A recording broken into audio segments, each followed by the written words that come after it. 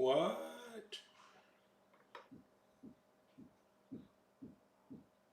What?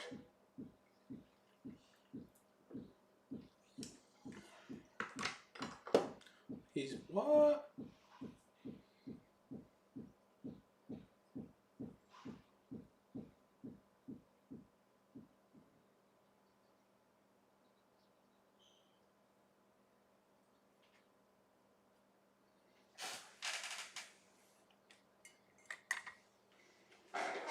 He's back.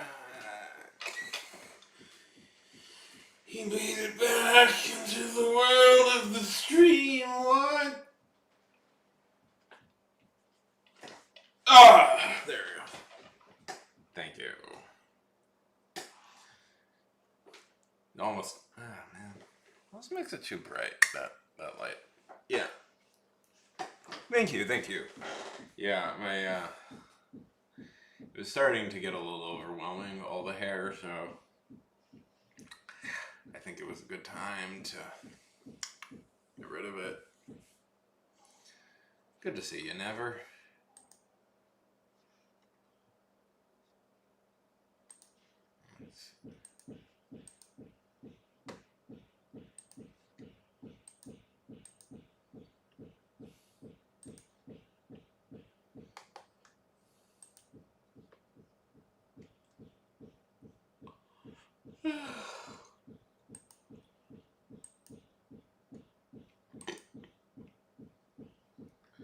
Enjoy your lunch. Enjoy your lunch. Alright. I'm gonna be streaming today. What am I gonna be streaming? Probably writing mostly, but might do a few other things. Some behind the scenes things.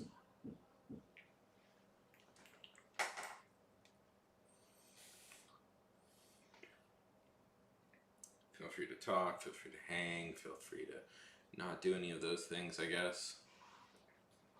Really hate me.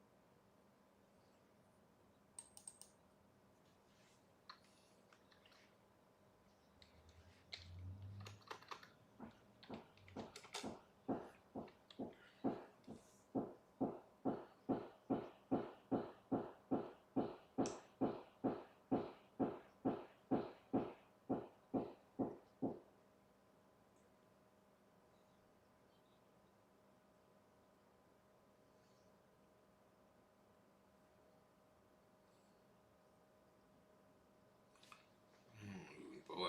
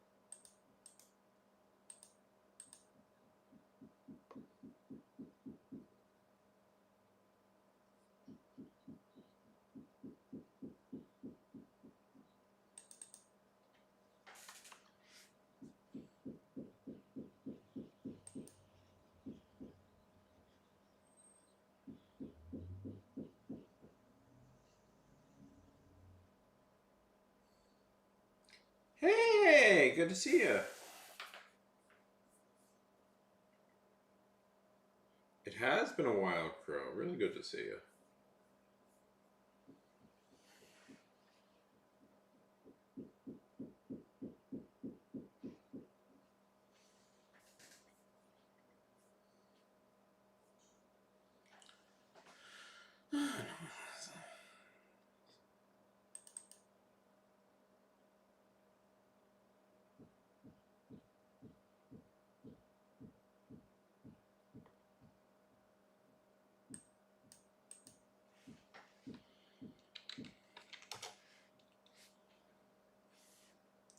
How's it going? How's it going?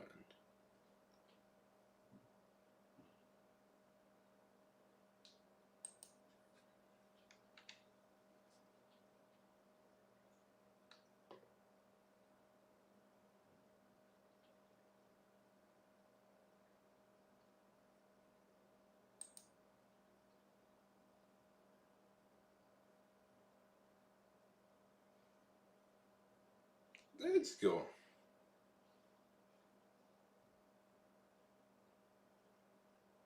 It's going good. It's going good. I'm just slowly working on my book. I'm just this little passage here is bothering me. It's fine technically, but it's like this could be better. What about yeah. Just slowly working on stuff. I've got a little bit of news coming soon for development of my project, but don't want to spoil it yet. It's nothing big, but I do have some news.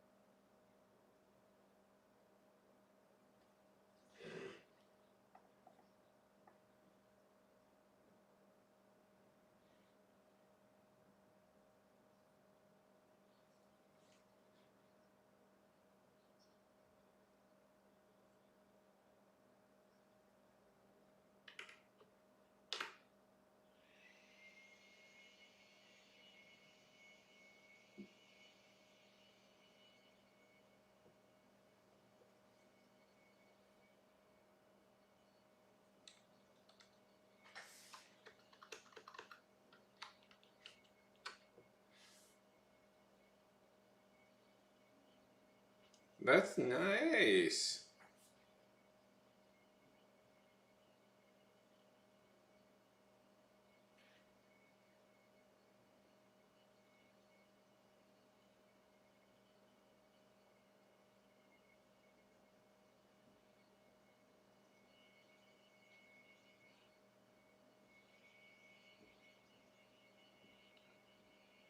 That's so cool. Congratulations on that.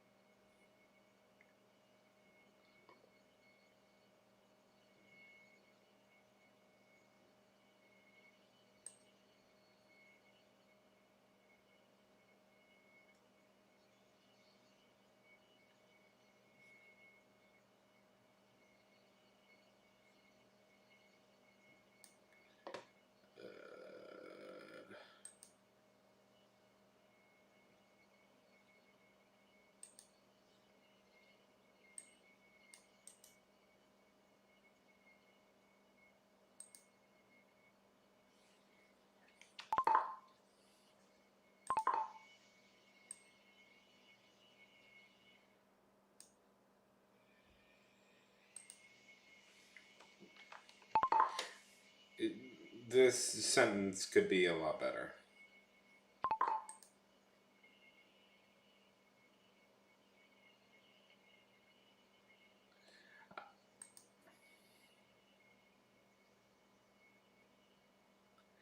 Oh man, I feel that. I feel that. Oh my god, do I feel that like you're really enjoying writing it, but there's a little part of you that's like, okay, I'm ready to move on. I'm ready to move on.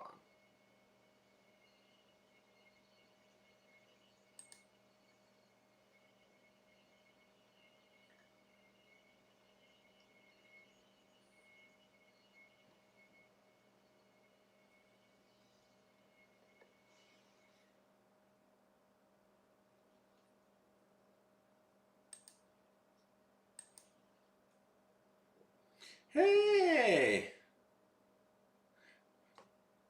how dare you? How dare you not? No, it's good to see. It's good seeing you.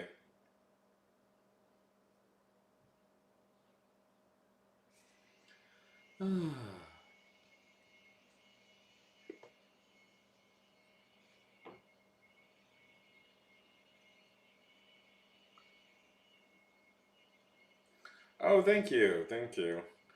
You're one of the few.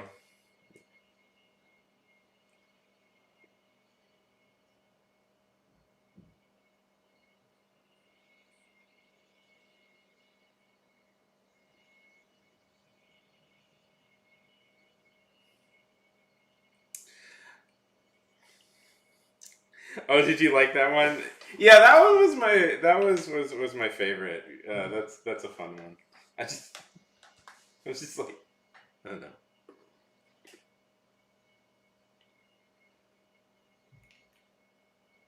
Very good crow.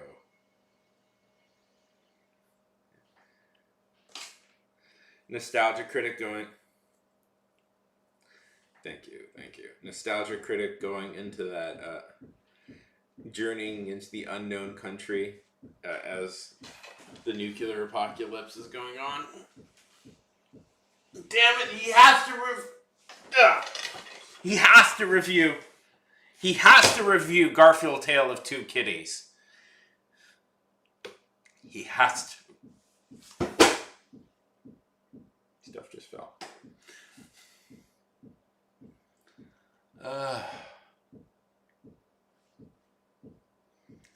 This is a funny idea, this sentence, but it's like it's a little section, but oh man, I could write it better. Thank you. Thank you so much. I appreciate that.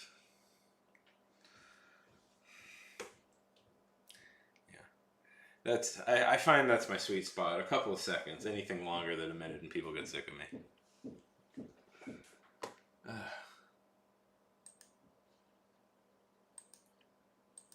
Yeah. Man, when I was a kid, I used to watch his videos all the time. I just I tried to watch it again. I'm like, oh god, no. No, no thank you. Can't do it.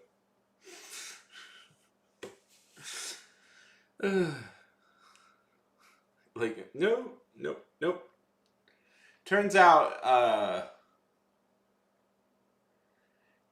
it's only appealing to a certain age demographic, and that is, and I'm pretty firmly aged out of it. Yeah.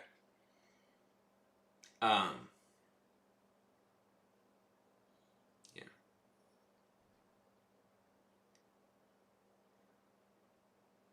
Did you when you were a young one, and we're all still young. We're all very young and cool. I didn't look at myself in the mirror today.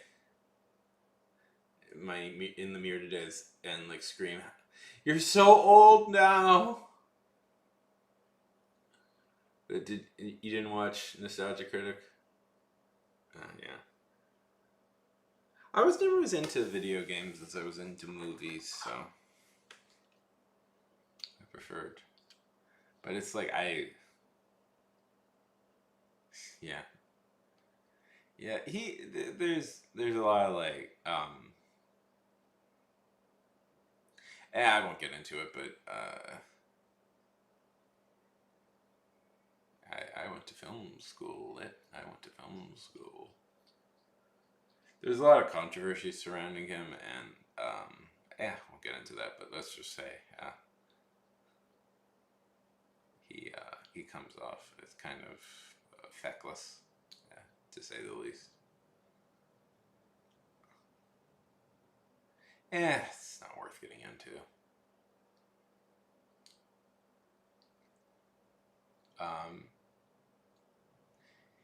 Well, the problems don't seem to be surrounding him as much as well, they do surround him. Okay, Crow. Good seeing you. Good luck with your fanfic. The problems don't seem to be surrounding him. Well, they do, but it's like he comes off as more like a feckless loser in a bit of a way. Not to be mean, but essentially he bad things will happen, and he'll just dig his head, put his head into the sand and try not to think of, and try and ignore them. He kind of lives in his own world. At least that's the way I see it. Where he lets other people be weird and shitty, and he's like la la la la la la la la la la la, not happening, even though he knows it's happening.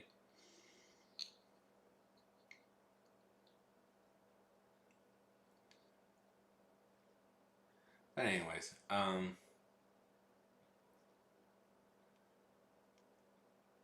don't know.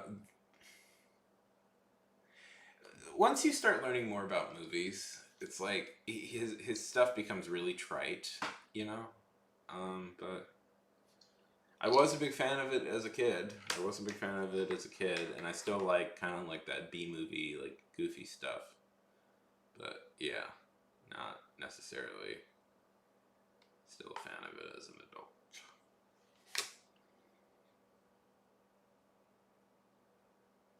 And oh my god, have you ever tried to sit through like To Boldly Flee?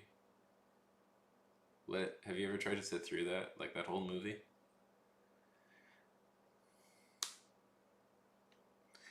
Somebody pointed out that it's a.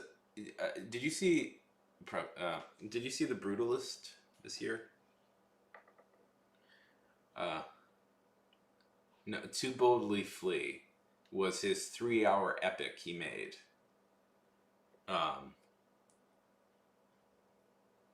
Well, somebody pointed out that To Boldly Flee is, I believe, a little bit longer than The Brutalist, and I'm like, but like, really? It's like, oh right, yeah. I guess The Brutalist is just, wow. It's just that, like, nostalgia critic. That,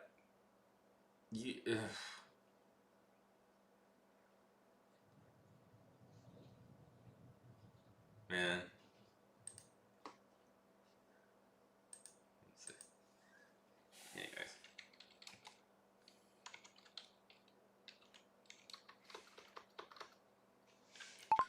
Boldly Flee.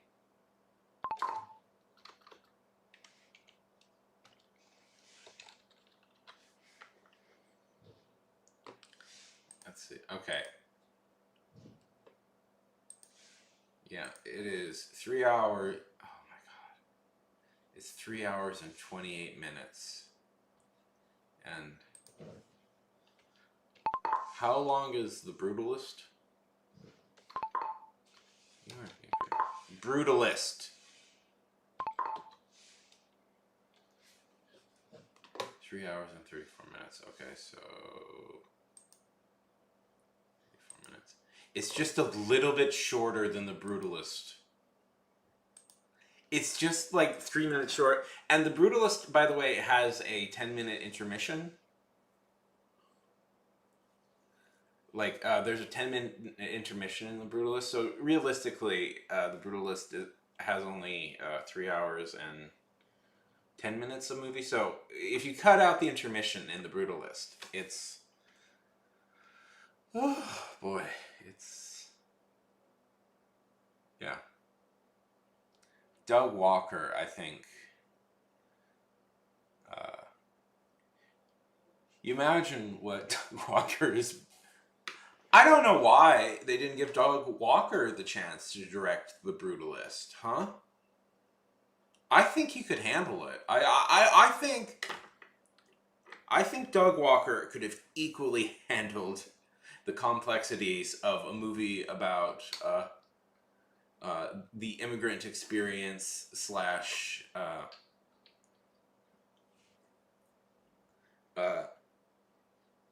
the difficulties of artistic expression in a capitalist society, uh, anti-Semitism, and dealing with the lingering, dealing with the trauma of the Holocaust. I think, listen, I think that's the exact sort of movie Doug Walker could handle. Like, you put,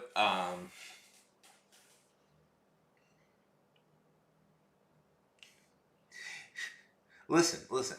You can have a scene where Adrian Brody dresses up as Mario. You can have a scene where Adrian Brody dresses up as Mario, and he's like, "Mamma mia! Boy, I hope I get my building built. It's only gonna take me a decade of my life."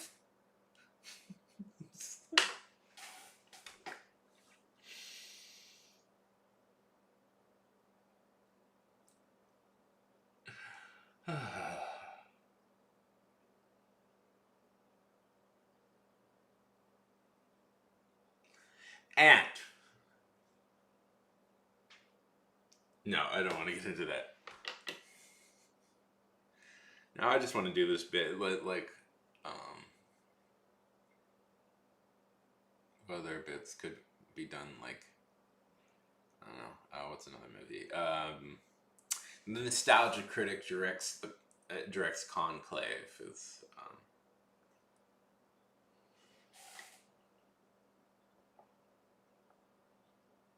where he yeah.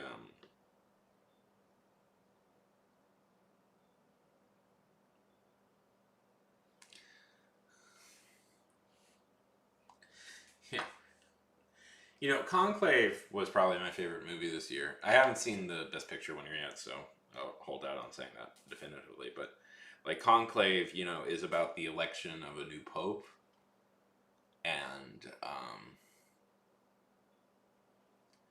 you know, it's a pretty serious movie about the different paths faith can take and the complexity surrounding where the Catholic Church wants to go in the future. But what if you have them dress up like Batman and also don't know what the 180 rule is? I'm so. Do you know what the 180 rule is, Flame? Do you know what the 180 rule is? Have you ever heard of this? The 180 degrees rule. He could. He is an auteur for our time. Yeah, it's a thing in comics though as well. You're not. Comics also do have the 180 rule. Basically, okay. Let me see.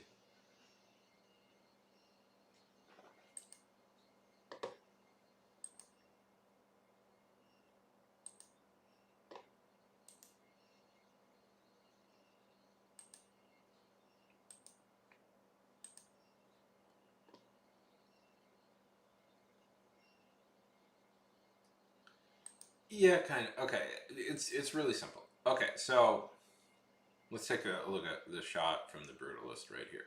By the way, my review of The Brutalist is that it has absolutely gorgeous cinematography and maybe some of the best cinematography I've seen in years. There's a particular shot that kind of feels like you're watching a movie like that feels almost alien. Anyways, okay, so this is kind of a really basic thing they teach you in film school. Okay, see these two characters? Imagine there's an invisible 180-degree line that goes right through these two characters in the center. You cannot. You can move the camera anywhere up to that line. Like you can move it here to show like a back shot, over the shoulder, over the shoulder. You can go close up, you can go close up. But the one thing you can't do is go over the 180-degree line. And the reason for that is people lose like their visual understanding of the space. If you do that, you have to kind of direct. There are ways to break it, but you have to essentially like fall. There are ways you can break it, but it's essentially but you have to actually show yourself moving across it, because if you do that, people lose their sense of space in the movie. Let's see if I can find one. Movies that break the 180-degree.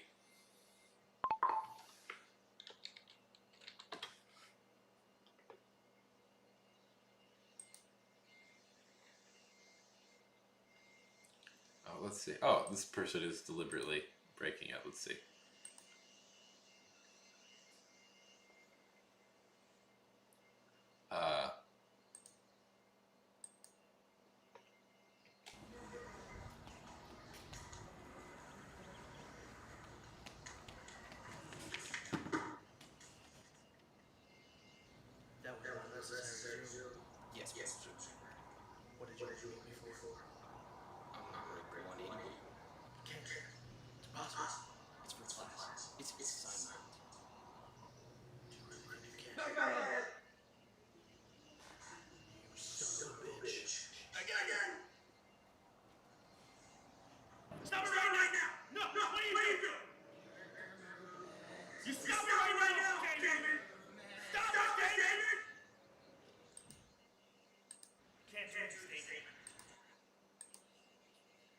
Well, actually,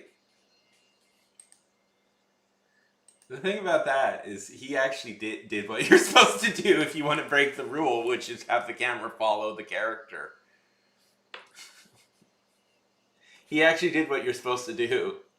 Is he showed the logical like reason. He walked the audience through it. Usually what happens is it'll make. Yeah. Because what he did is he showed the camera moving. That's how you break it.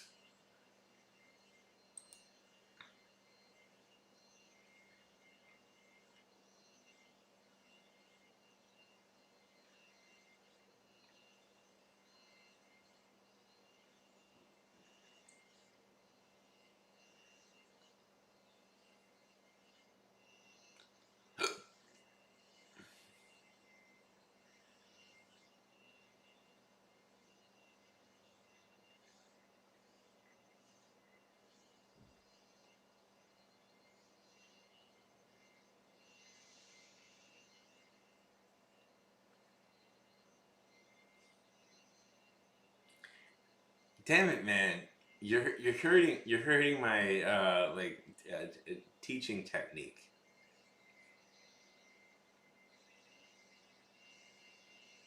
Anyways,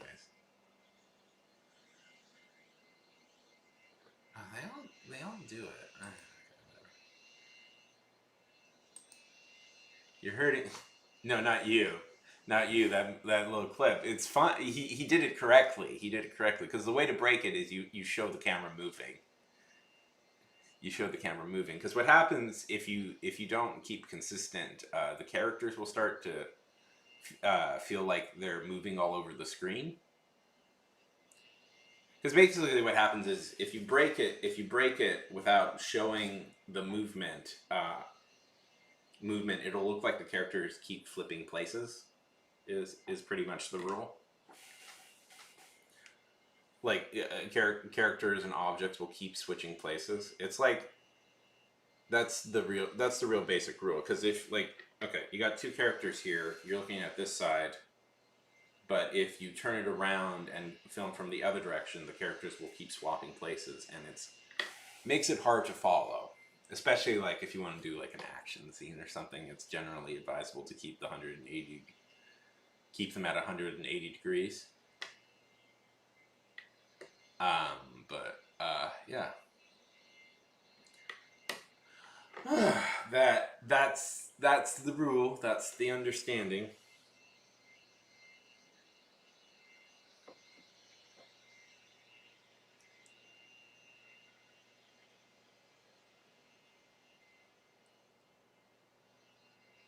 This is so much. Talking to people is so much easier than actually doing any writing.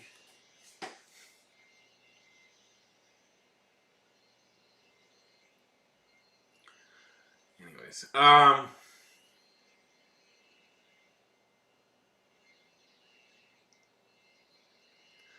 no, when it gets good, it gets when I'm in the zone. Oh, have I not told you? It's my whole orc. Oh, okay. So it's a story about an orc, and she becomes a pro wrestler. Let's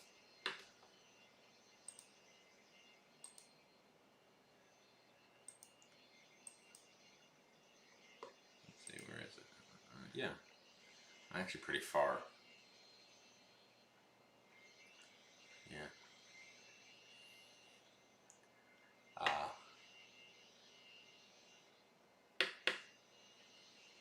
let's see. Who's here?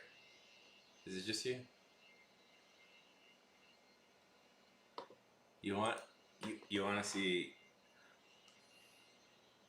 I am going ham on this.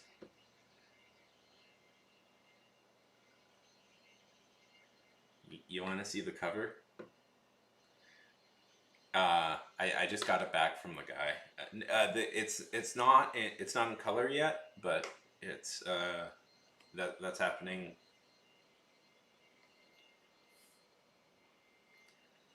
Okay, it's not in color yet, so keep in mind that, but it's coming.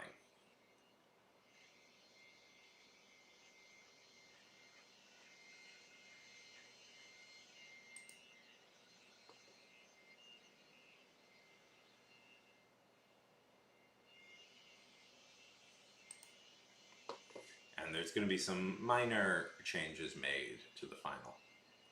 Let me find the latest version, because there's like we have like 5 or 6 versions that are I have like 5 or 6 versions that are floating around because we've been going back and forth on exactly what we want, but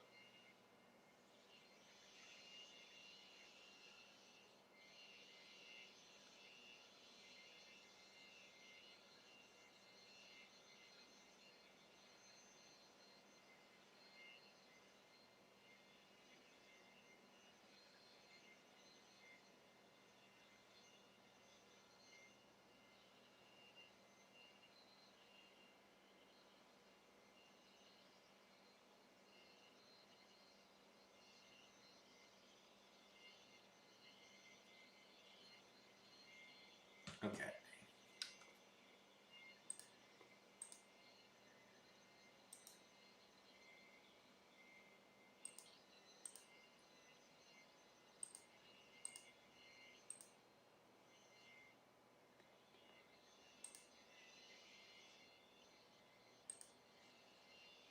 Okay.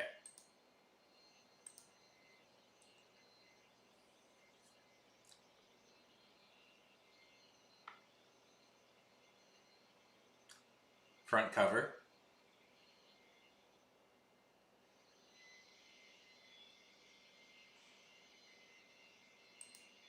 back cover.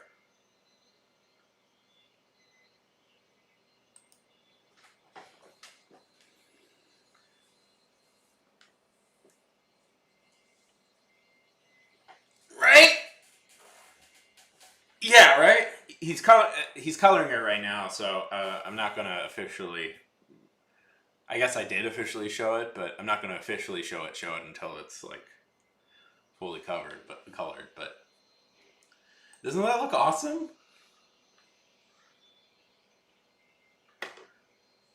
Well, that's the hope.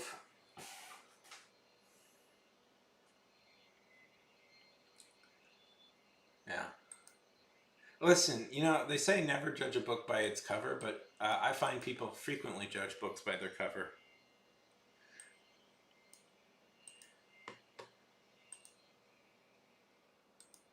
No problem. I want to. I really want to share it with people. It's just, I want to.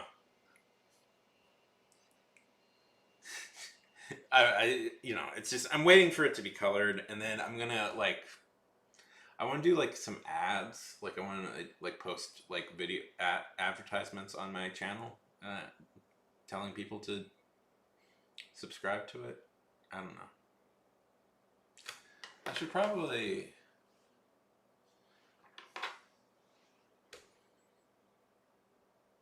get the get. We'll see. Yeah, it is my work. I mean, half the point of all of this, was to like doing all the social media stuff was to build up an audience for my stuff, my work, so that people would read it. You know, not just post it online and nobody look at it. Like have an audience that would actually care.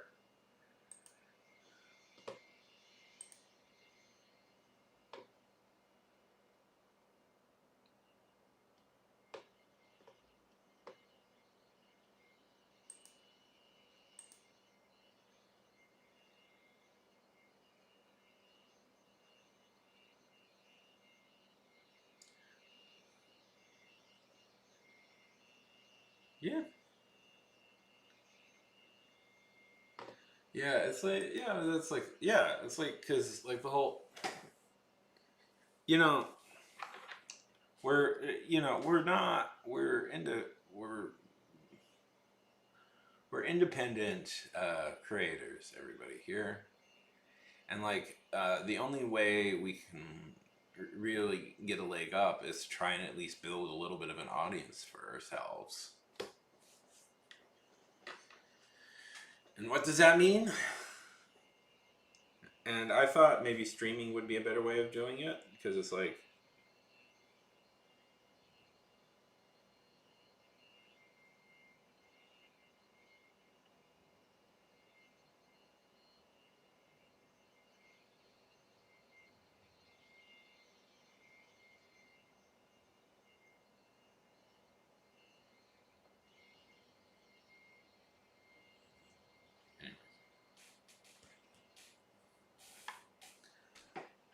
uh, theoretically I should get to writing, but I'm procrastinating right now.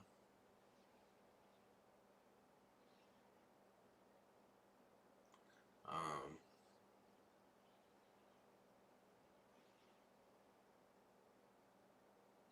but it's Saturday, babe. We got all day to work. How's the old song go?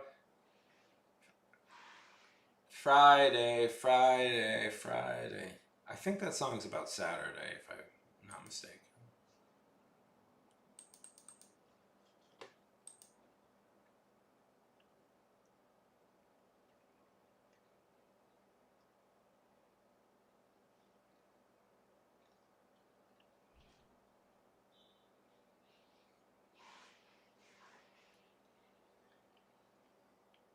Yes. What's that song called again? Um, Saturday?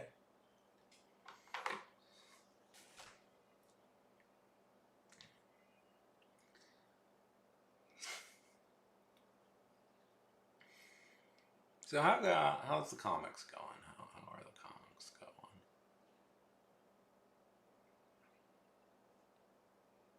Yeah, yeah.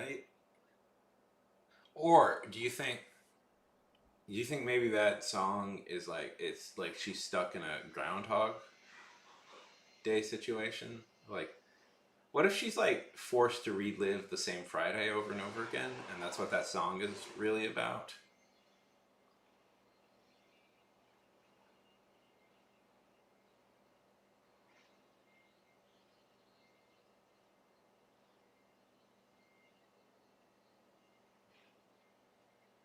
Yeah, exactly. I always wanted to do like this might be a fun idea for later. Like I've always wanted to do a story. I've had two ideas for Groundhog's Day things. And one of them is I always wanted to do a story about what happens to the like person who was stuck in the loop like the day after they get out of it.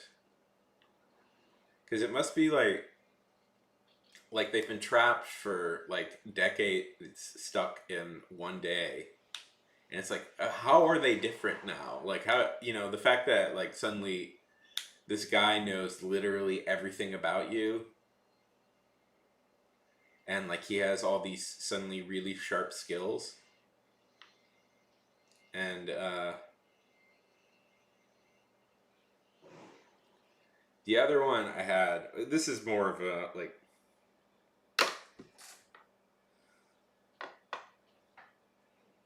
the other idea I had, and this is more of a sort of maybe this is more like just like a power somebody has or something. I had an idea like if I was ever to do like an urban like fantasy sort of thing, like one of the things like people could do is when there's like a particularly bad situation, they have like a protocol where they can just flip it on and they intentionally get themselves stuck in a Groundhog's Day situation. And the idea is to give like the person enough time to actually figure out what's going on. But it's like they can't keep doing it forever. Like eventually the machine will break down. But so it's like what you could do is like if you're agents, it's like there's a deadly monster out there that's gonna kill everybody, so you flip on the day repeating machine to ensure that you can figure out how to stop it. I don't know. I guess that's more of like just an incidental idea.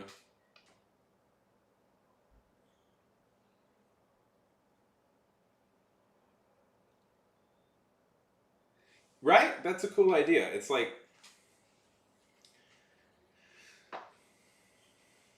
yeah,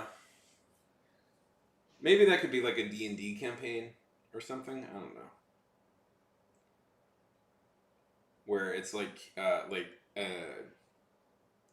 I wonder if there's like a D&D like tabletop role playing game where you can play like the equivalent of like X-Files or Men in Black or something where it's like your job is you're like an agent to hunt down paranormal activity.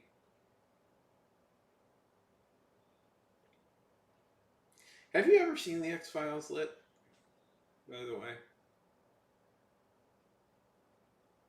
I feel like nobody watch no younger people watches the X-Files anymore and that's a shame because the X-Files is a really good show. It's like it's just good. It's just like a really cool show.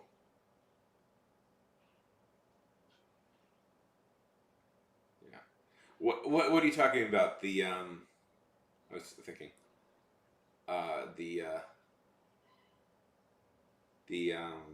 the the fluke the fish like parasite thing or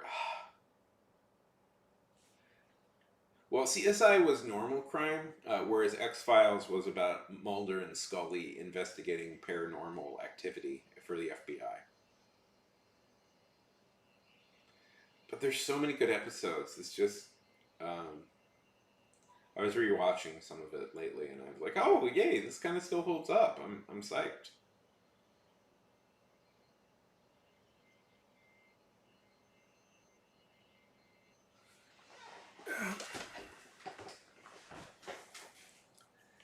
I wonder if there was ever like a D&D game about like X Files or something. Let's see.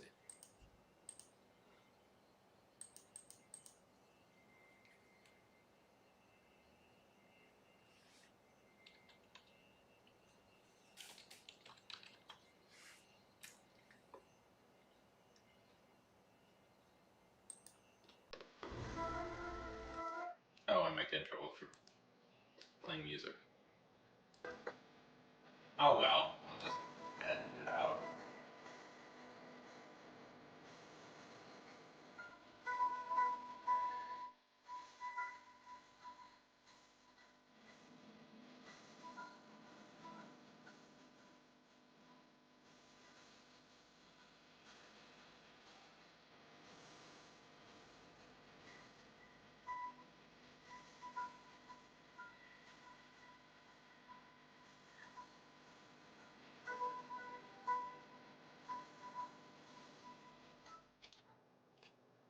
Yeah.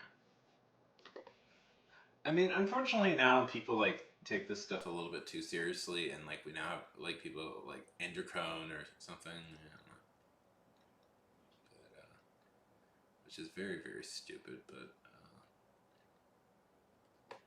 anyways, yeah, there we go. Real life X Files. Yeah.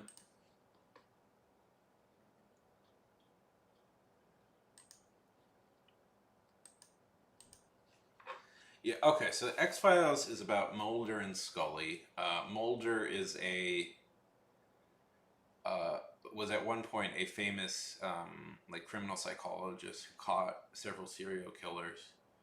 But lately, he's become obsessed with a very obscure group, obscure thing in the FBI called the X Files, which are unexplainable cases that the FBI has categorized, things that don't make sense. Things that seem to be like supernatural in origin.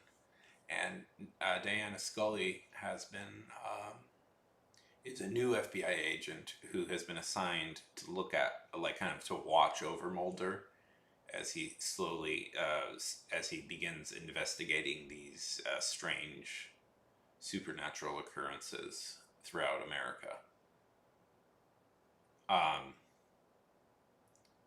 and each episode has them kind of hunting down, trying to find like a monster of some sort, but there's stuff going on, and it seems there may be an alien. Right? It is super safe. So it's about, and we learn quickly that Mulder believes his sister was abducted by aliens, and that's partly why he's so obsessively trying to find out this stuff. And we start encountering like strange creatures and weird supernatural things that don't have a logical explanation. It's a really good show. It's a really good show. It holds up really well. It's kind of also this is gonna sound weird, but it's essentially the show. Like a lot of shows, kind of copied it in a way. Like there's a lot of explicit X Files ripoffs, and then there's a lot of like shows that also are sort of ripping X Files off. But throw it out there, Supernatural is a tiny bit of an X Files ripoff, and it was supposed to be an explicitly X Files ripoff at some point.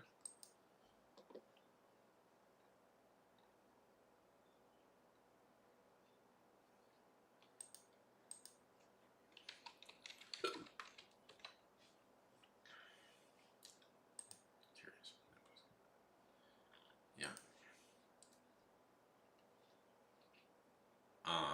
But yeah, it's a good show. It's a really good show. People, I feel like I've been like really. I feel like if people like want to write like sci-fi and horror, and even fantasy stuff, like X Files would be a good show to watch just to get a sense of how they do it. Because it's mostly a monster of the week show, but it's a really good version of that type of show. Lately, I've been partly because of this book that I will work on. I'm going to work on today. It's Saturday, so I'm kind of.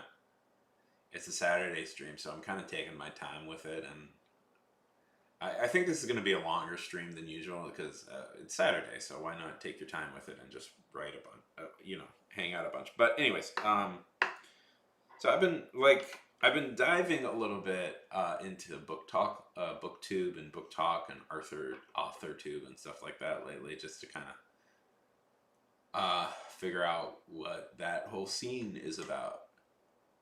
Um, and what I've learned really quickly is I don't. Okay, this is gonna sound. It's gonna sound a little complicated. Not complicated, but it's. I don't think people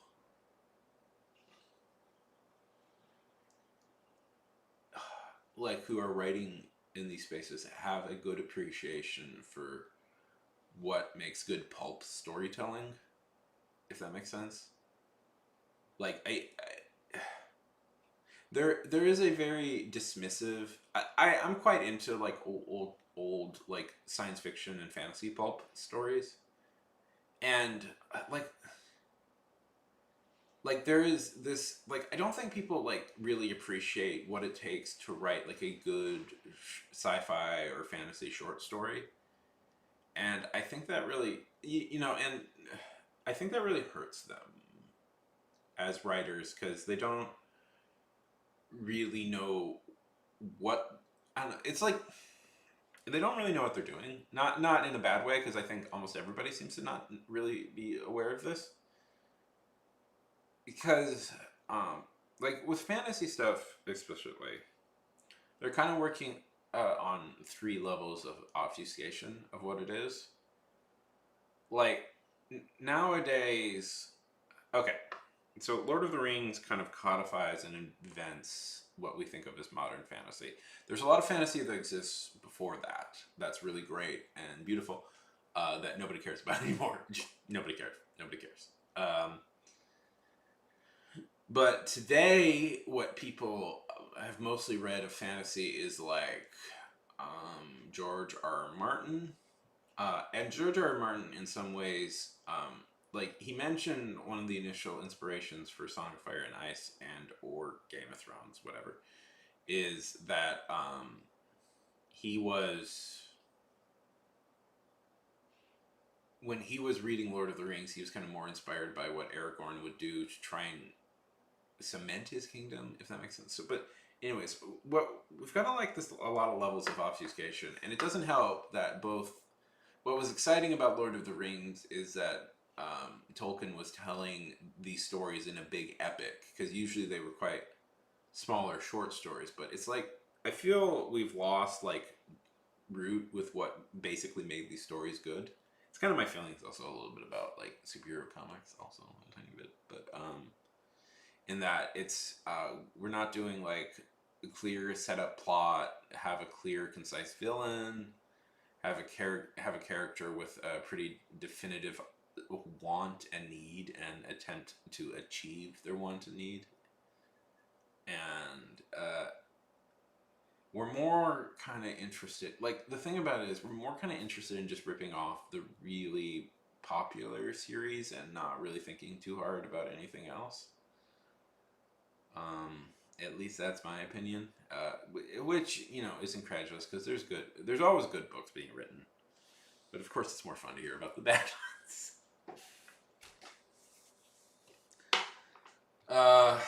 And you know, I say that I'm like, oh, it was so much better back then. There was like garbage being produced back then. It's very easy to find bad classic pulp and fantasy stories. That's not hard at all. I was thinking we could look at.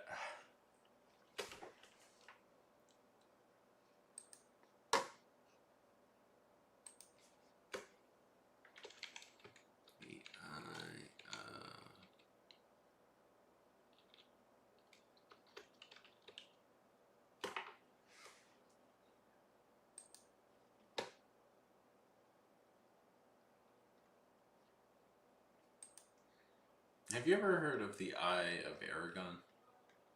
Aragorn. This is quite an infamous. Let's see.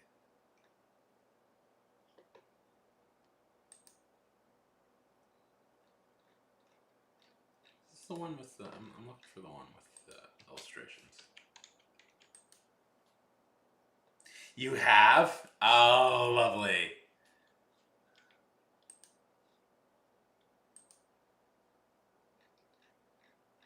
Oh yes, this is the one with the illustrations. Wonderful. I always feel kind of bad for this book because it's like there's a little part of me that's like, yeah, of course it's bad. It was some 16-year-old's first book that it was ever published. And I'm like, and he felt so bad about this afterwards. He never wrote anything else, and I feel really bad about that because it's like, yeah, if I was six, if somebody published something when I was 16, it'd probably be this bad too. But I'm like, also, and it's like in yeah, and they were like 16 when they wrote it. Like, so you in reality, you should really condemn the publisher of this for yeah, and then he died young, which was really sad. It really bumps me out because this is such it's I want to be like I've been tempted to do like more like a read through this. Yeah, he died young. He was really kind of heartbroken by the reaction people had. And I'm like I so sympathize with that.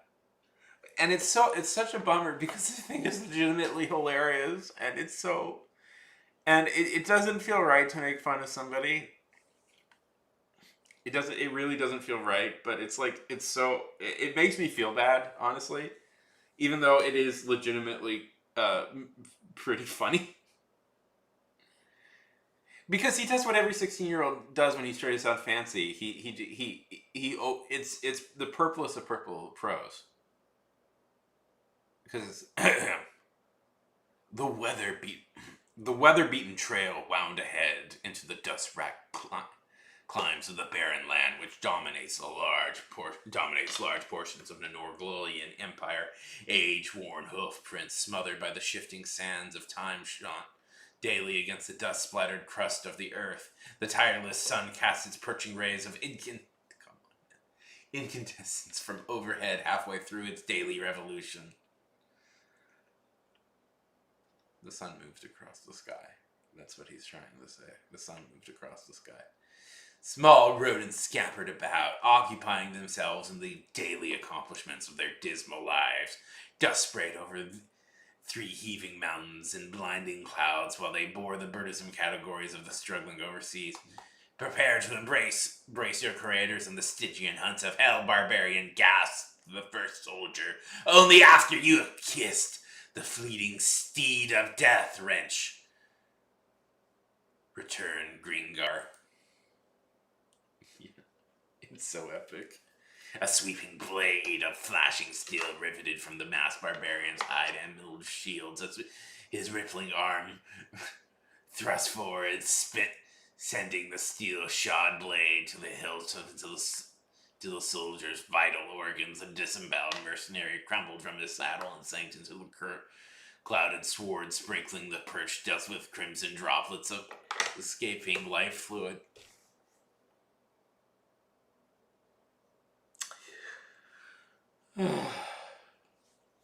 He's saying he bled.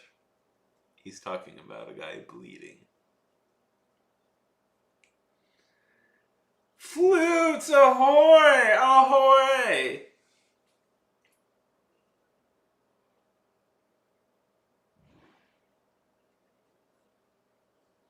Good seeing you. We're just looking at The Eye of Aragon, which is considered by many to be the worst fantasy book ever written.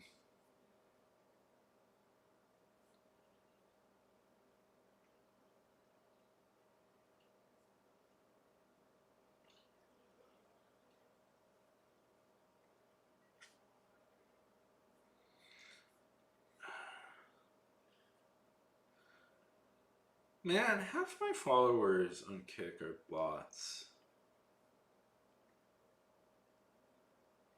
Slick Banana Peel! Go. Hey, how's it going, bud? How did the poetry go?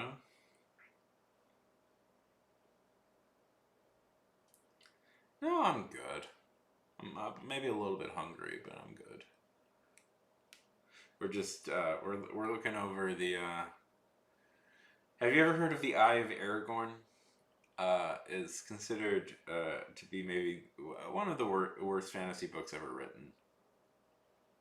And what it does, the problem with it is what it does. It over describes everything to an intense degree. So I've read through this book at least twice before, but it's like, okay,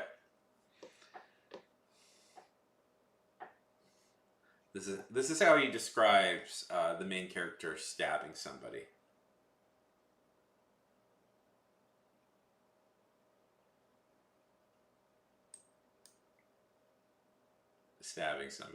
A sweeping blade of flashing steel riveted from the massive barbarian's hide, emerald shield as his rippling right arm thrust forward, sending a steel-shod blade to the hilt of the soldier's vital organs. The disboweled mercenary crumbled from his saddle and sank to the clouded shroud, sprinkling the perched dust with crimson droplets of escaping life fluid. It's called the Eye of Aragorn. It's stuff like this. The perched dust with crimson droplets of escaping life fluid.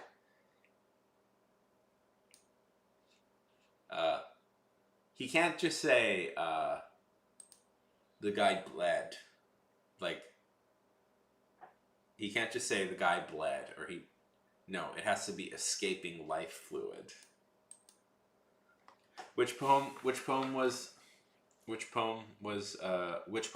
like the river? A gleaming scimitar smote a heavy bowl against the renegade's spiked helmet, bringing a heavy cloud over the Accrudian's misting brain, shaking off the effects of that pounding blow to his head. Grimnar brought down his scarlet speckled edge against the soldier's crudely forged hauberk, clanging harmlessly to the left side of his opponent.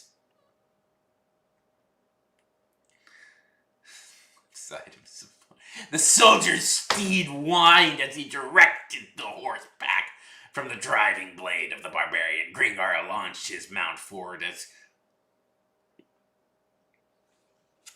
Oh yes, that was a good one. And of course, the poem of the night, the one everybody praised, was about the 10th Dentist, the thing I wrote.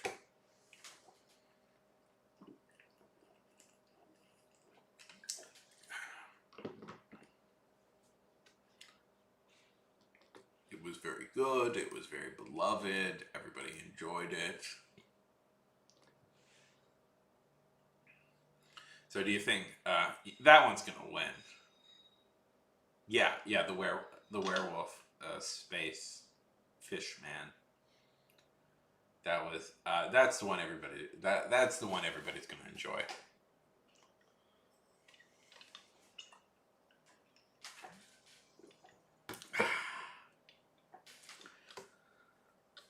I'm not at all procrastinating, by the way, from writing my own book, Slick. Why would you even think that? That's not what I'm doing whatsoever. I hate how squeaky this chair is. Yeah, no, of course not.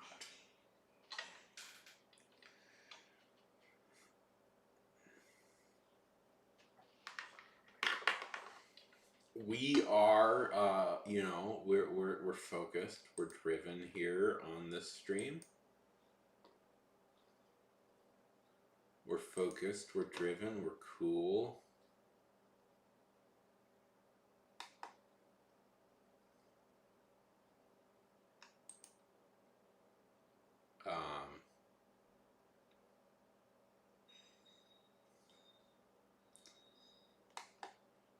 See, look how many pages I've written. Almost. There's more pages than this, by the way. It's just I haven't assembled them into this document yet. There's there's 54. So how goes the book series?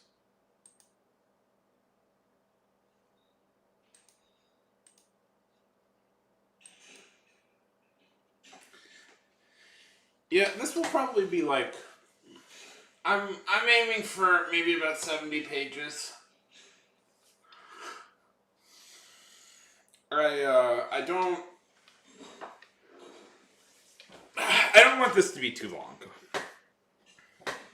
Although it feels very long to me, I don't want this to be too long because it's like um because I just don't. I have a general belief that uh I try and write. Yeah. See, you're stretching that poetry, that little poet's side of you. The beautiful poetry of words. You're painting the picture with words flowing like the river. I'm flowing, not so much flowing. It's not that I'm not flowing. It's just well, one, I'm trying to.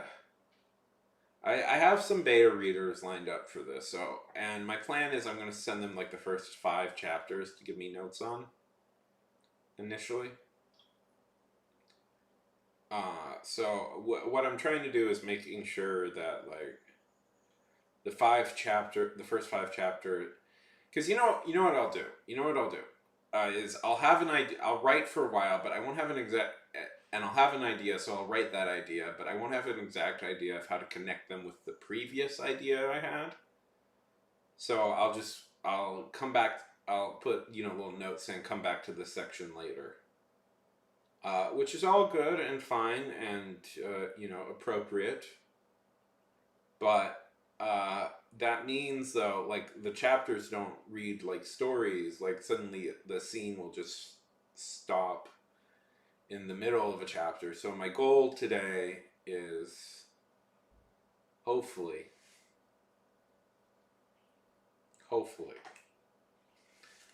to get that finished, to like for the first 5 chapters at least, to not have any of that stuff left over. But that always feels like more work than I think it's going to be, because I think I need to write at least 2 or 3 more scenes, and I'm just kind of exhausted thinking about it. Writing a book, Banana, is a lot of work actually.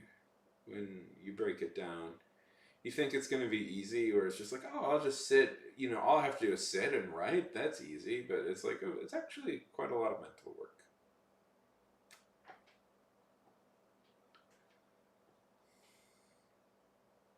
So maybe that's why I'm distracting myself a little bit by looking at other stuff.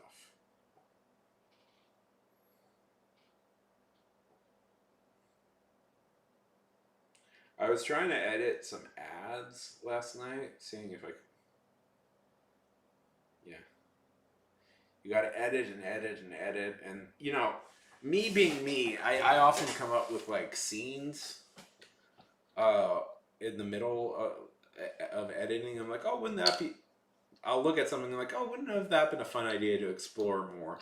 So I'll write an extra little scene going like, okay, I'll explore this idea just a little bit more, and then I'll come up with another idea, and then another idea, and then it's like, oh boy, this has turned into 10 more pages, and I got to edit all that stuff.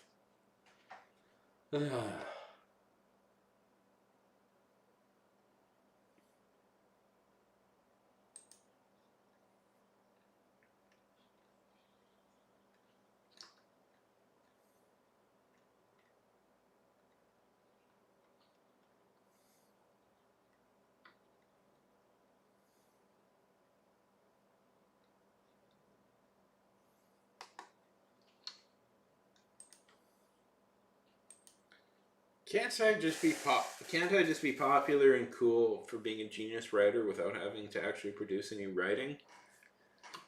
Why can't I just do that, huh? Huh?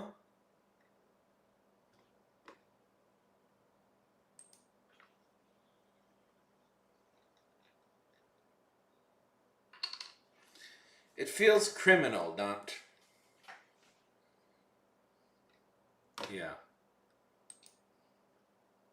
We just get AI to write it for us.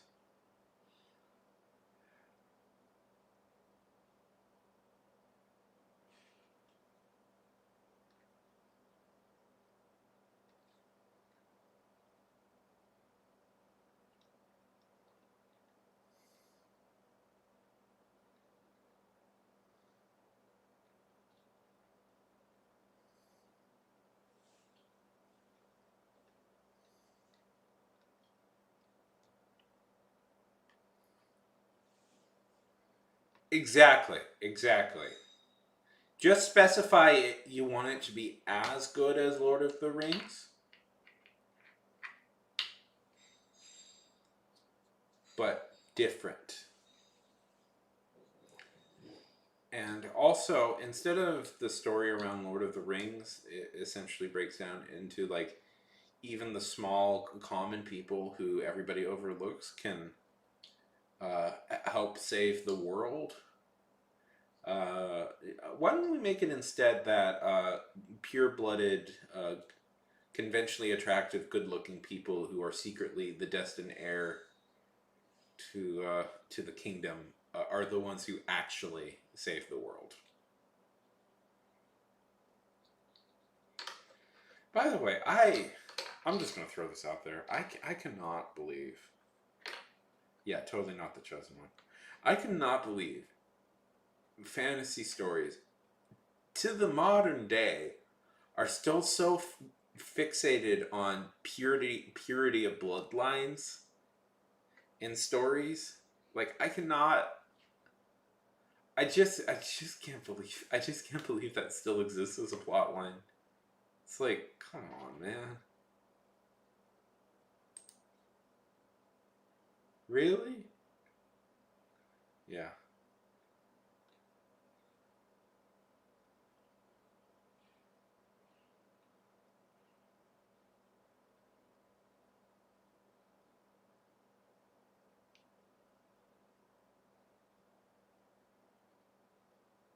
Well, that's what Lord of the Rings is, essentially. That's what Lord of the Rings is.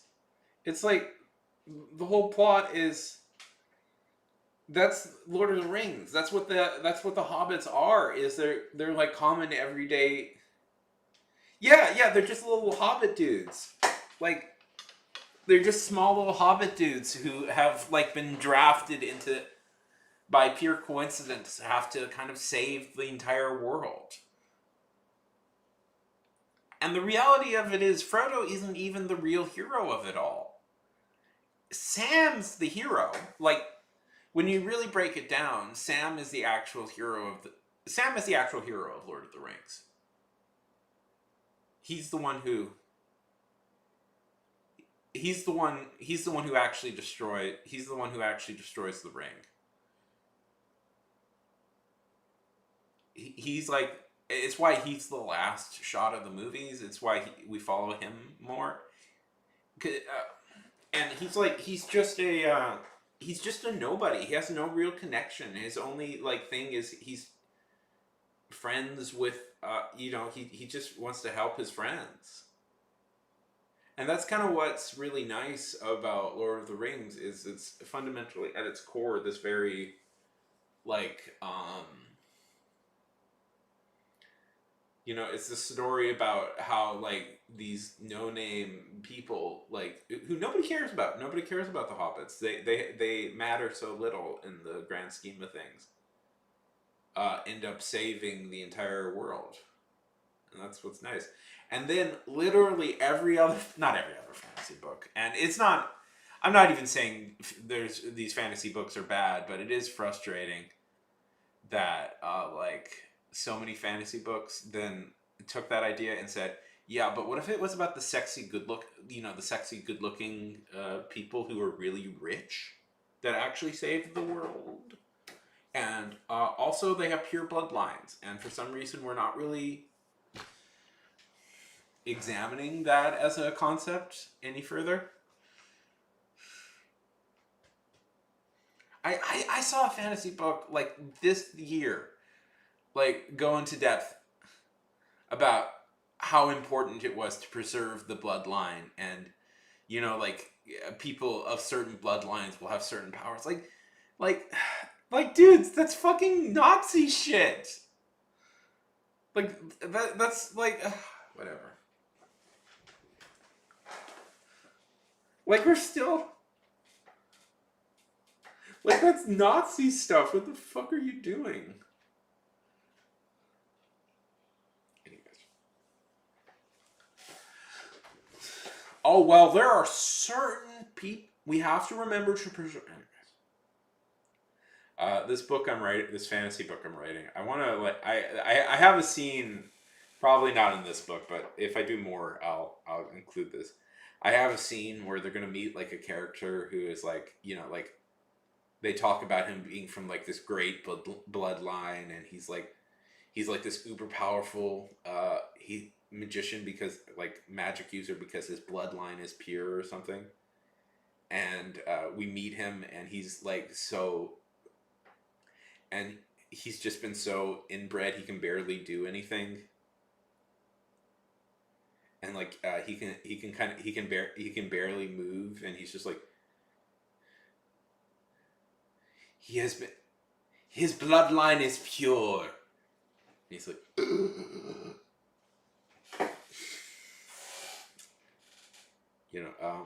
who's the Charles, let's see.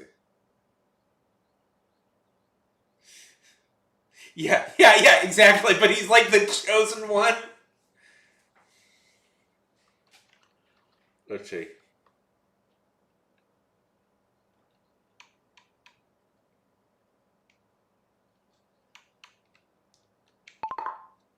Super inbred Habsburg king. Yeah. Charles Carlos II.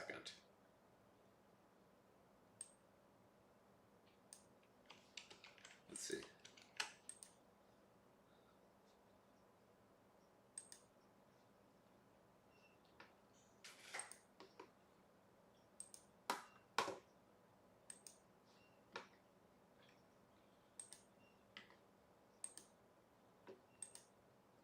So this is Carlos II. He was the king of Spain.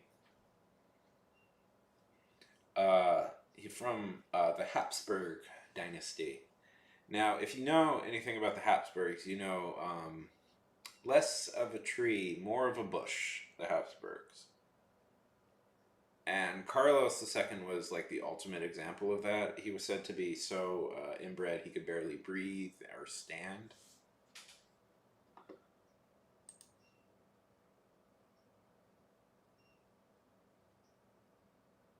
Yeah. Look at the jaw.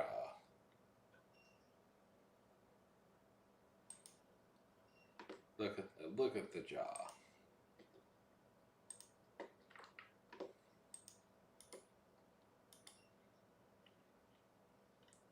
And he could not. It actually caused people to comment that he is essential. Oh yeah, I always forget that. This was such a problem, and he, for obvious reasons, he could just cannot. He could not have children. Um, Even though I believe he was married, like there was some poor girl that they married him off to, even though he could barely move.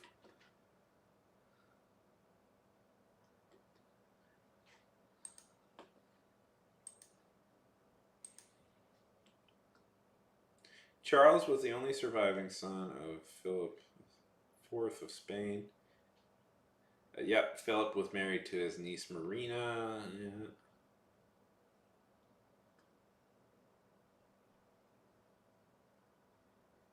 Of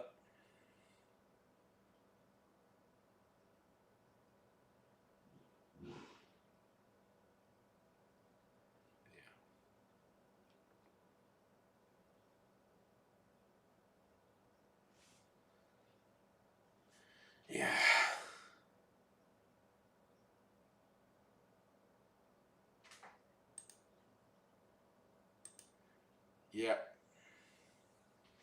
They were also the most powerful family in Europe for a very long time. And the last like kings, like the last, um, to the point like okay, like Kaiser Wilhelm was a Habsburg. The last emperor of Germany, he was a Habsburg. I believe there were still Habsburgs on the thrones until like the 70s, if I'm not mistaken. I may be wrong on that, but they lasted well into the modern day. Um, it's kind of funny when you read about them because it's really obvious that uh, every country outside of like Germany and Spain, and even and Spain to a lesser extent, really hated the Habsburgs. Like they really hated them, and the whole, like in some ways, like maybe 1,000 years of European history, not that much, no, about that much, is dedicated to making sure that they don't grow any more powerful than they are. Okay, so you can tell I'm really distracted now, but whatever. Okay, so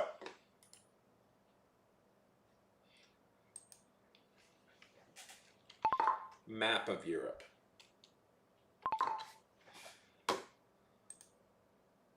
So if I could, let me explain why the Habsburgs were such a problem. Okay.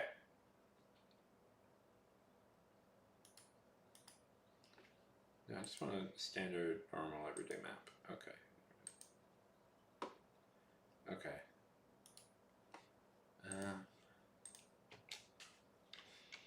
With the Holy Roman Empire.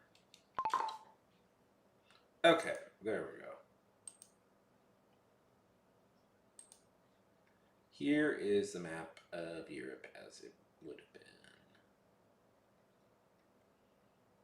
Okay, so this is so this big bit of land right here is what we call the Holy Roman Empire.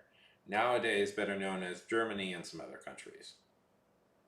But it was probably the big power player in Europe, one of the two big power players in Europe for a long time. And for a long, long time, it was ruled over by the Habsburgs.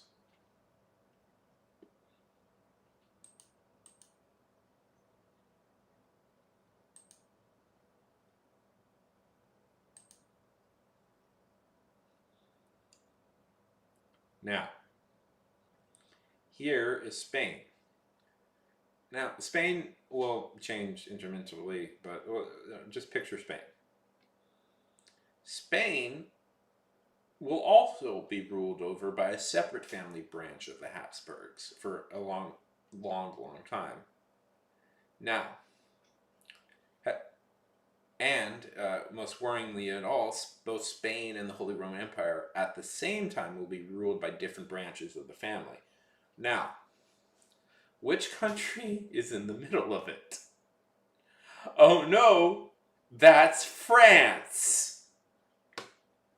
So France at times is getting very paranoid about the fact that the Habsburgs will rule. They're totally surrounded on both borders by Habsburg rule. So you know who weren't fans of the Habsburgs? The French. And this problem is going to cause thousands of years of history. This problem is going to cause non-stop wars. You know who weren't also really that big of fans of the Habsburgs? The English. It's why Marie Antoinette is such a big deal. So a little bit. So so one of the shocking things about the you may not know this about Marie Antoinette. She was actually German, and she was a Habsburg. That's correct. So part of the reason she was so disliked by the French was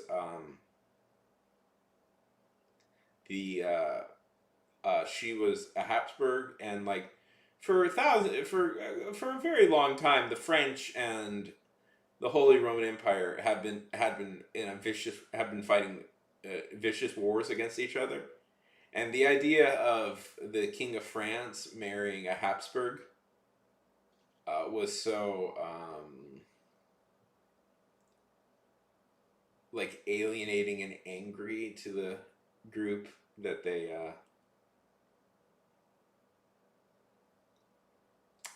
yeah, that didn't last. That wasn't.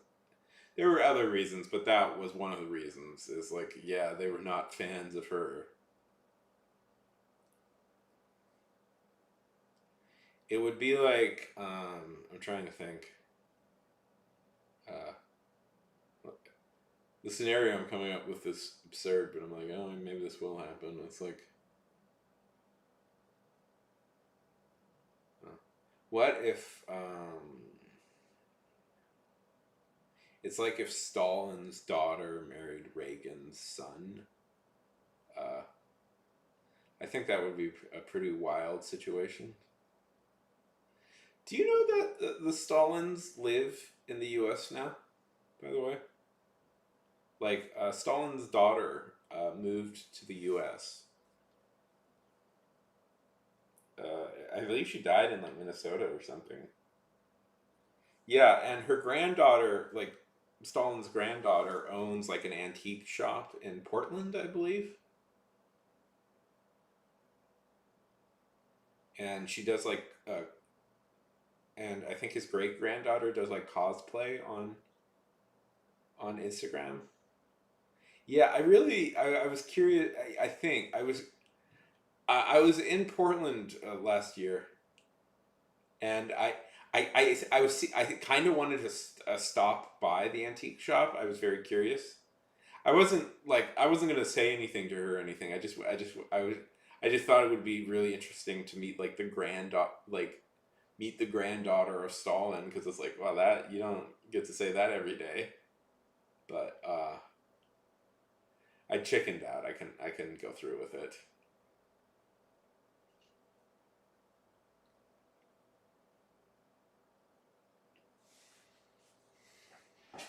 I wasn't like gonna bother her or anything or take a picture. I just wanted to like go to the store and look around for a minute. But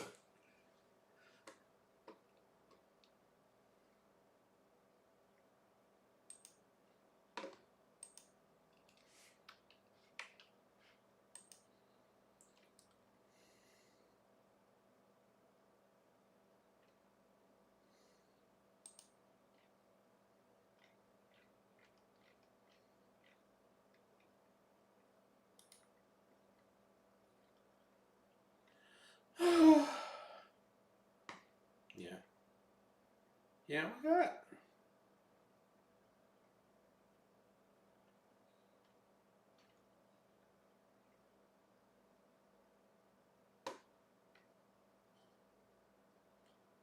Okay.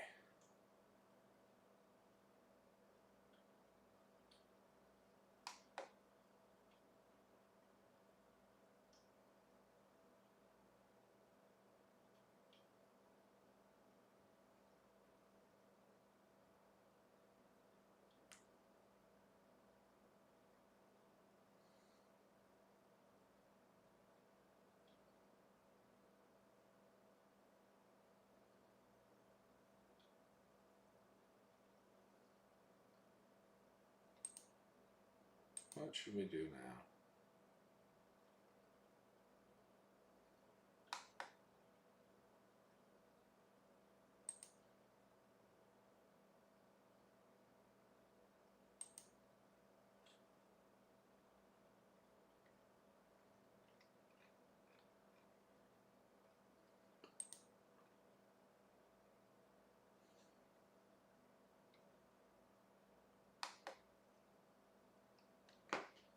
Okay, we should probably get like some actual.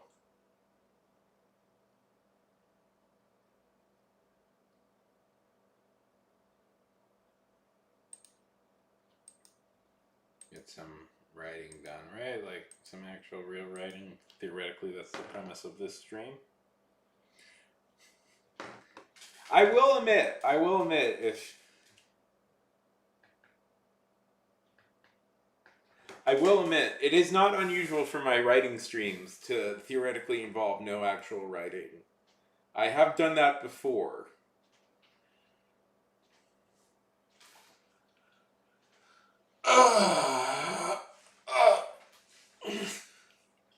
Okay.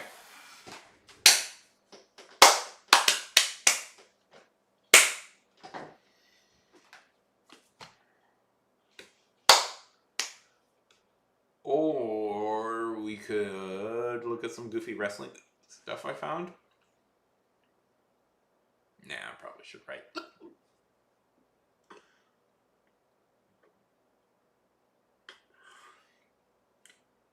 Sorry. Hiccuping. Okay.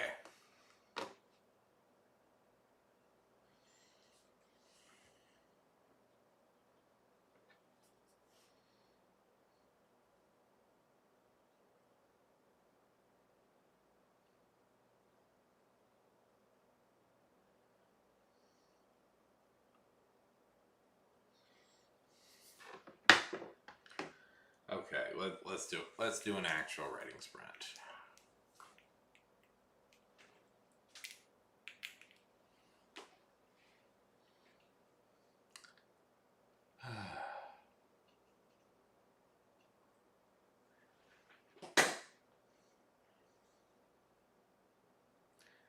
uh Maybe we'll do a writing sprint and then call it here, and then I can come back later today, and we can. I'll just do an arts. Use your words, Sean. I'll come back later today and do an art stream. But let's get some actual. Let's sit down and do some actual real deal writing. Right? Let's do some actual writing.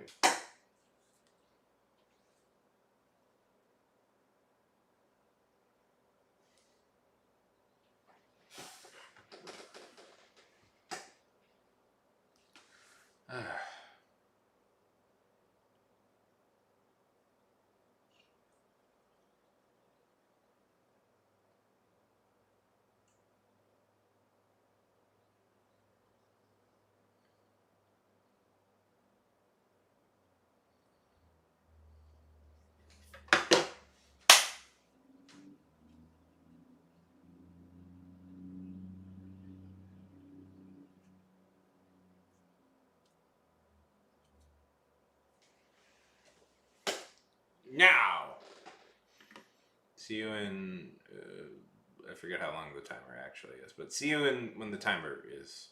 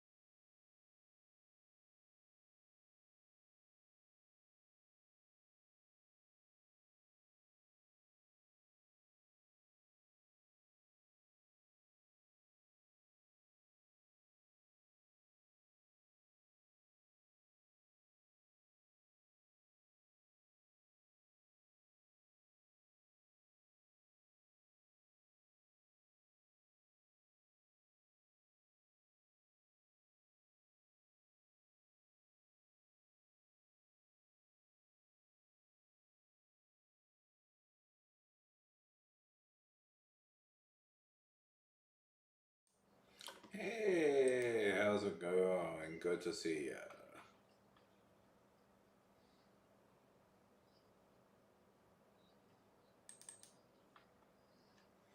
Hi, YXJ.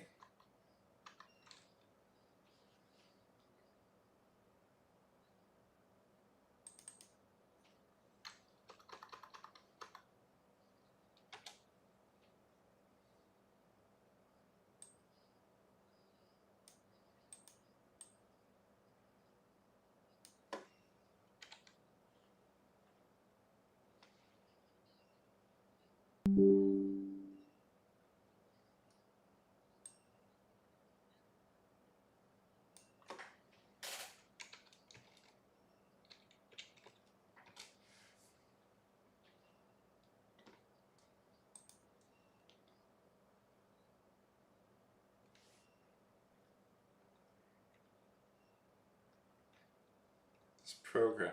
This program used to be the best, and then they went like AI, and it's very frustrating. Fortunately, I have an older version of it downloaded on my computer without the AI, but it's pretty not well.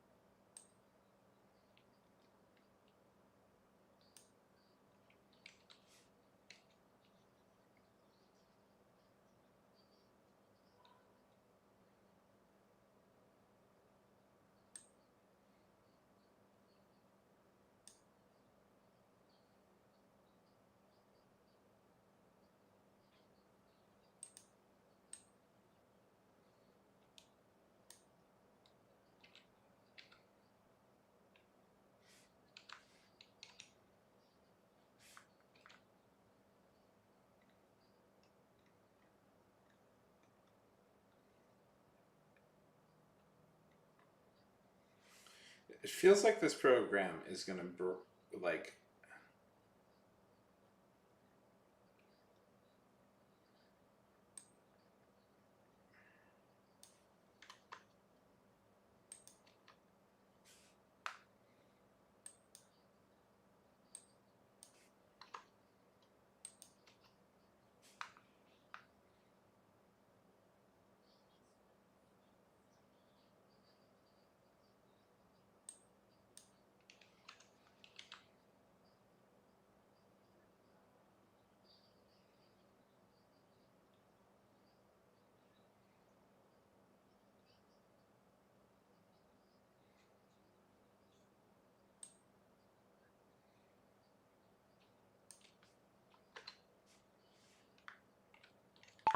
medicine.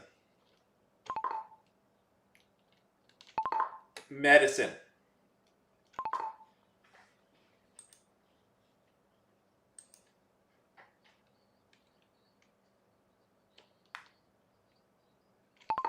Medicine.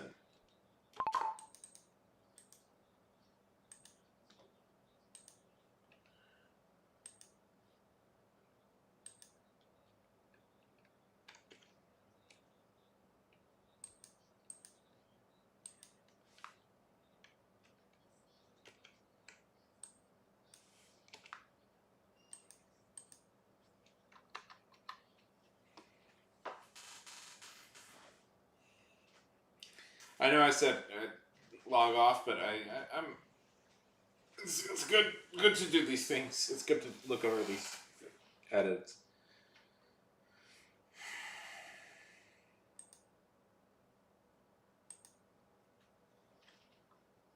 Yeah. This is this sentence is a problem.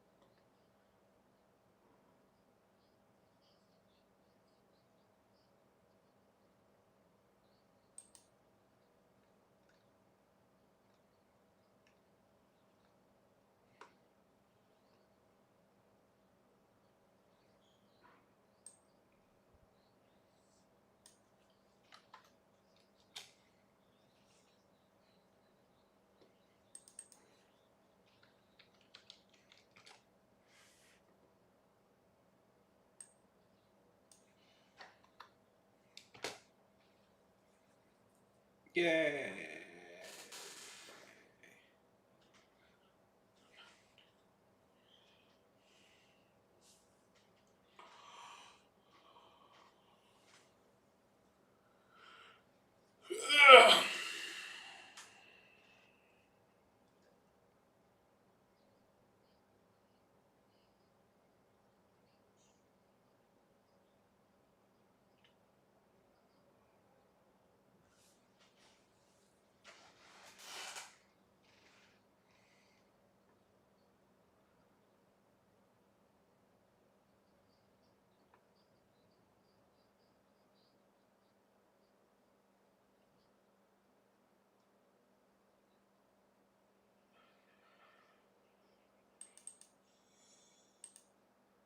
You know what? I don't even need to know this.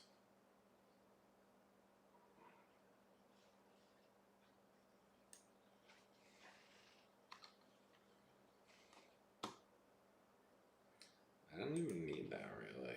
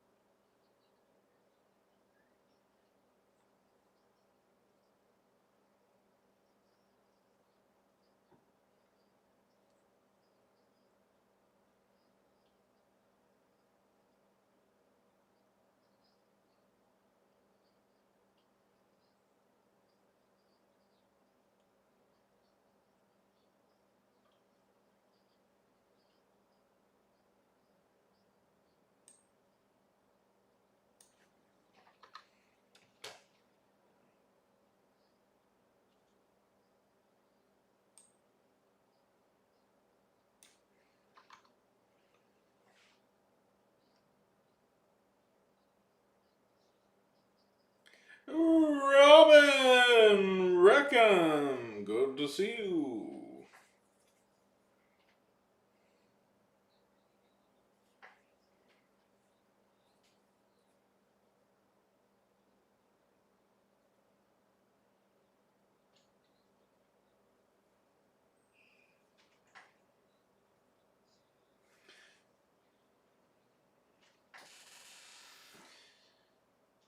I'm good.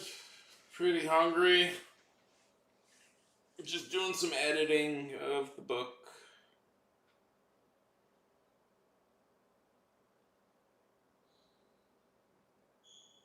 Doing some editing, you know.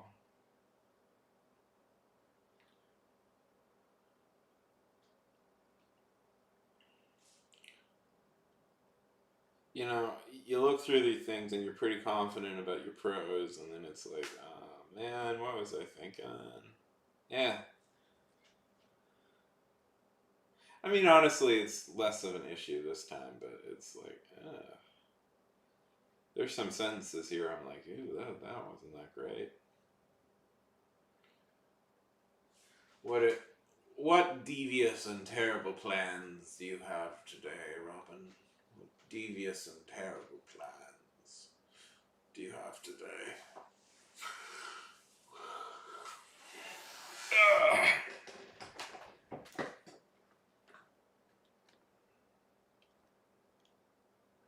Was about to eat Miriam.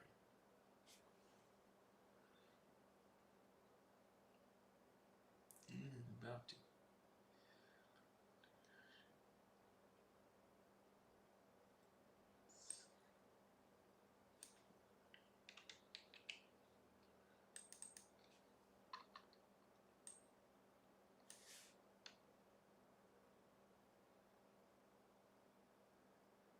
Okay.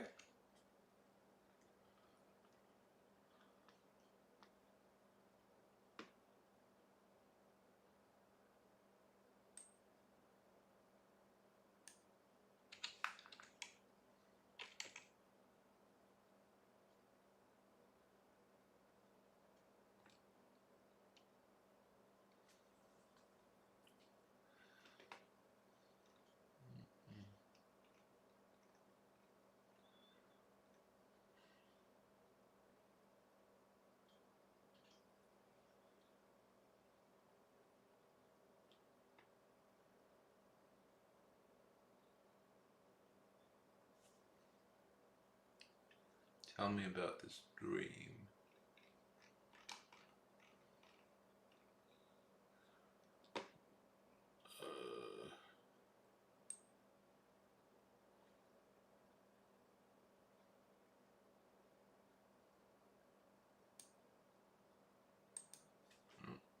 That can be definitively separated. It needs to be separated more, but it can be definitively separated.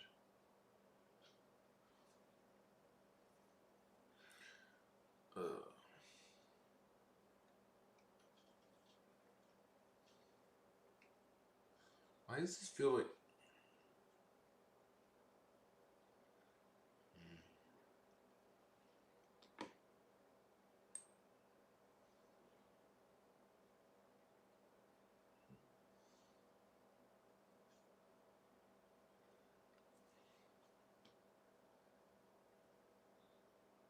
Sure, go ahead. Feel free to. Are you going to adapt this dream into a story?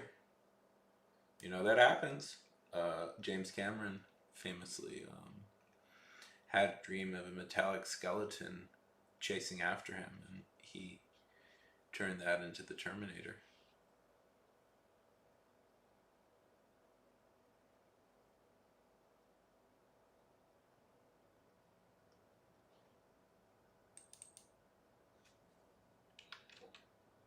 She took her steps as she... I was just looking at an older book where I made fun of how it can never explain things just simply. It always has to use every word in the book, every word it can think of. And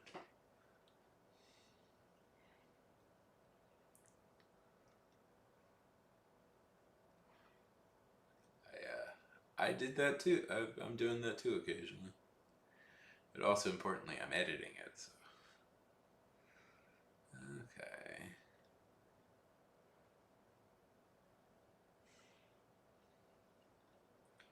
I'm nervous about this crashing, so I'm gonna try and save this version. You should.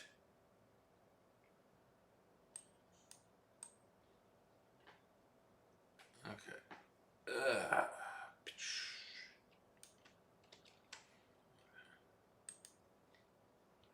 Google Docs, Google Docs. I won't put in the main one. Chapter 1, re-edit.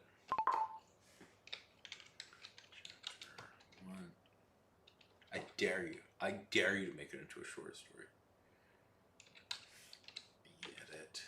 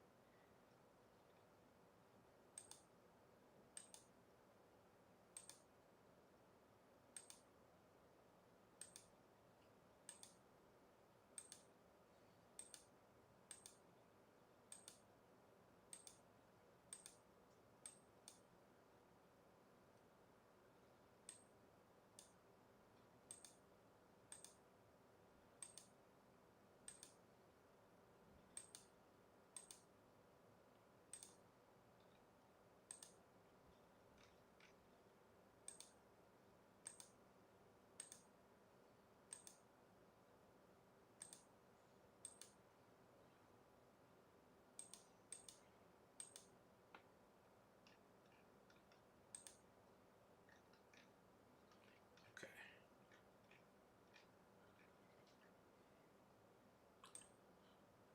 Let's see. See, a little bit this is why I'm not doing as many writing streams on here as I used to. It's just because it's like, okay, there we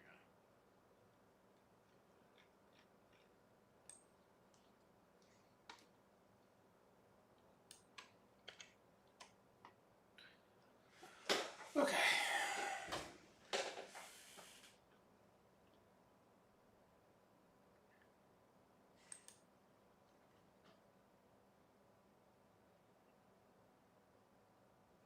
That's cool. Yeah, that'll.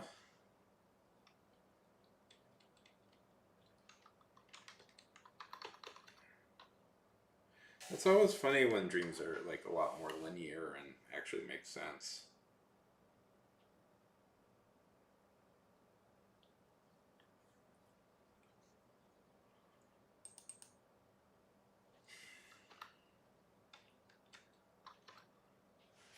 This probably needs better description, but we're just going to clean it up for right now.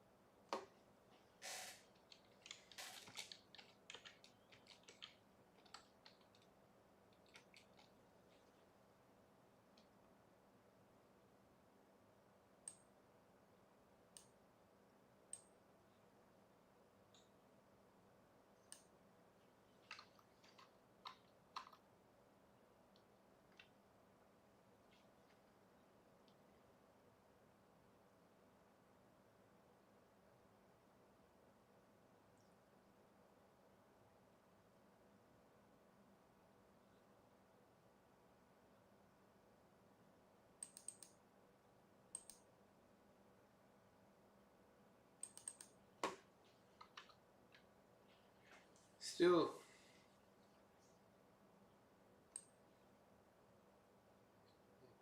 A bit complicated. Okay, successfully turned it in from red to yellow. I always like using this Hemingway editor because I always feel it's a little bit like a video game. You just gotta get all the stuff to 0, and then you've won.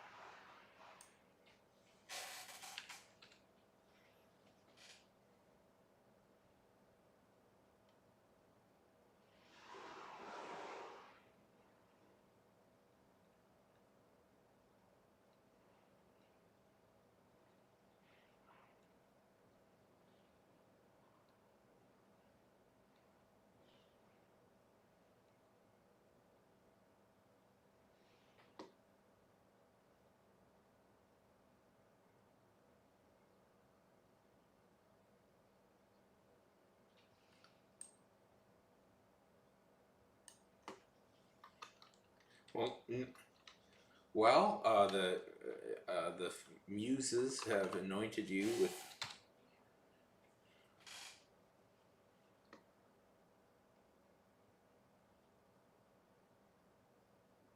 have gifted you with a new dream, have gifted you with a new story. So clearly, the writing has returned.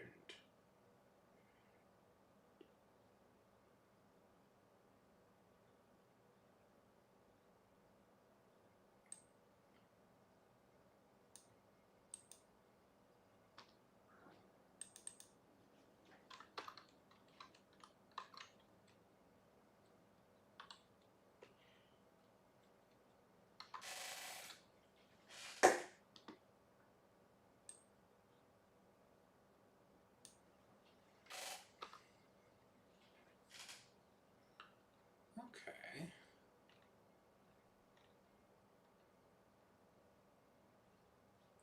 Usually, the hardest with this program is to get rid of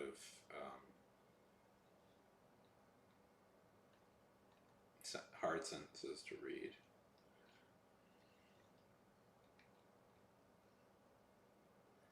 It does make it.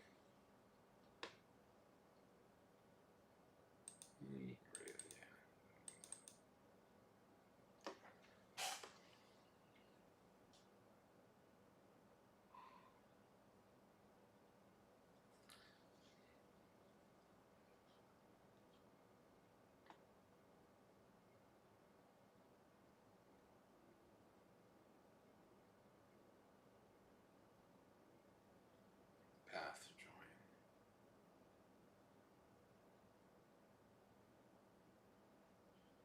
Dear.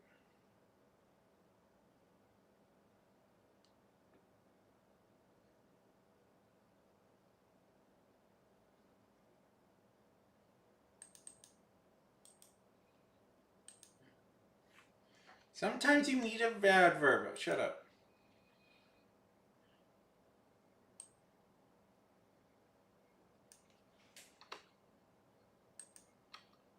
Ha!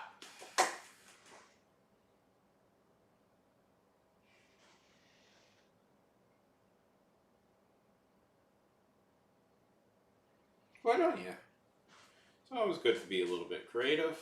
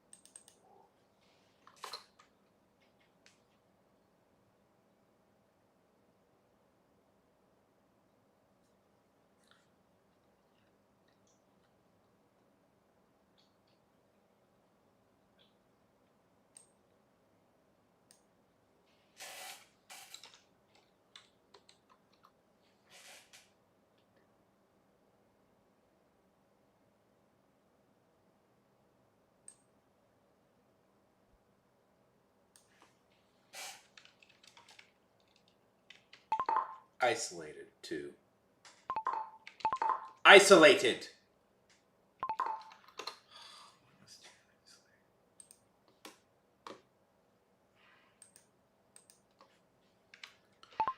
Isolated itself.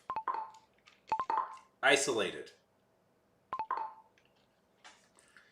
Must you always be difficult?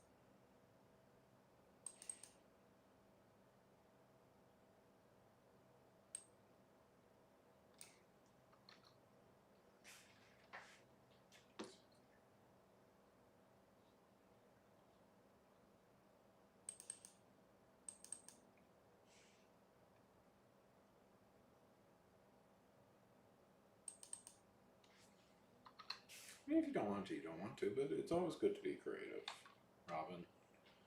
That is just a fundamental truth of the universe.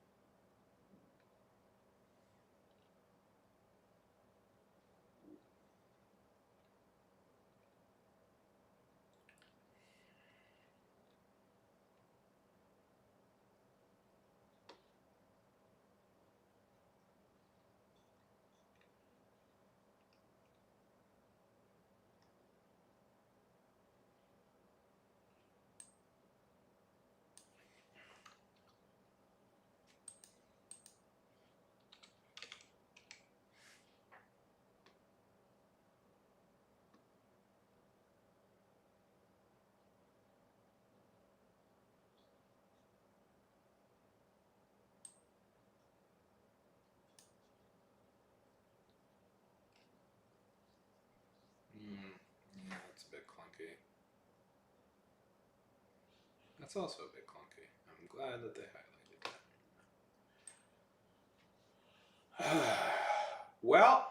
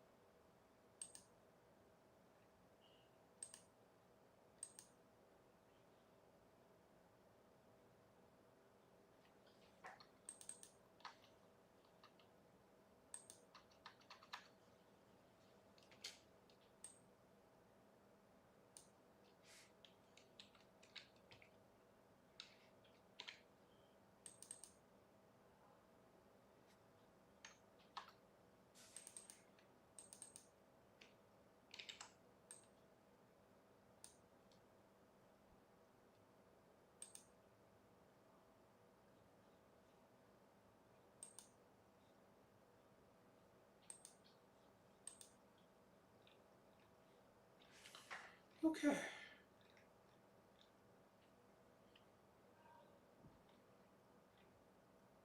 I think we're gonna call it here for right now. I plan to come on later and do an art stream, so but I'm gonna take a few hours, relax,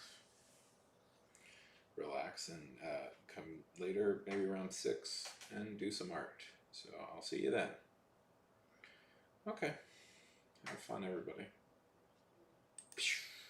Now I'm on YouTube.